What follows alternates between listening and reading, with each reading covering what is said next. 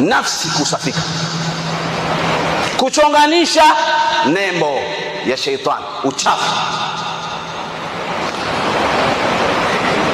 kupeleka umbea kwa bosi wako ili wafanyakazi wenzako wagombane,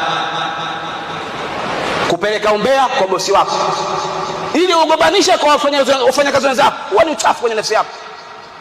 Uchafu nini unachotaka? Maana yake nafsi haijatungamana, nafsi haijawa safi. Kutokuongea na mwenzako, kutokupatana na mwenzako, magomvi endelevu, aladul khasim, miezi, mwaka, bifu, nafsi chafu.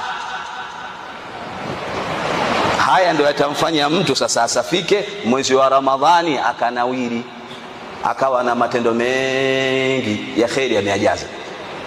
khiyaru ibadillahi alladhina idha ru'u dhukira Allah wa sharru ibadillahi almashauna bin namimati albaghuna lilbara'i la aiba yahshuruhum Allahu ma'al kilab. Mtume anawaambia maswahaba, kuna watu wa kheri wa Mungu, waja wema wa Mungu, wakionekana tu Mungu anatajwa, kuna alama ya Mungu, ni watu wa kheri. Baada ya kuzisafisha nafsi zao, wakawa wanafanya mambo ya kheri kidhati, ma lahum qasdun ghairu Allah, hawana lengo isipokuwa Mungu tu, hawana matamanio wala matakwa yoyote wala haja na shawa za kidunia. Wao ni Mungu, wao na Allah na Allah. Wakionekana tu alama ile kwamba Mungu ana waja wake, unasema huyu miongoni mwa waja wake. Lakini kuna waja washari waovu.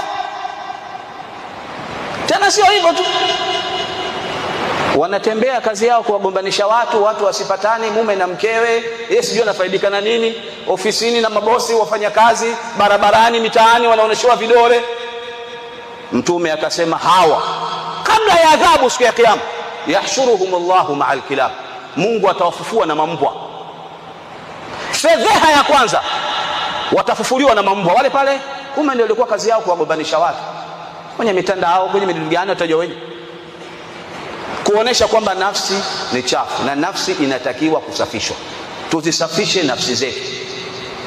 Kwenye kusafisha nafsi ndo nia sasa inanawirika na nia inapambika na nia zinakuwa nyingi. Hizi nia zikiwa nyingi ndo sababu vile vile ya kuongezeka nafsi kusafika.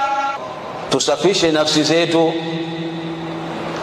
nia zetu ziwe mzuri.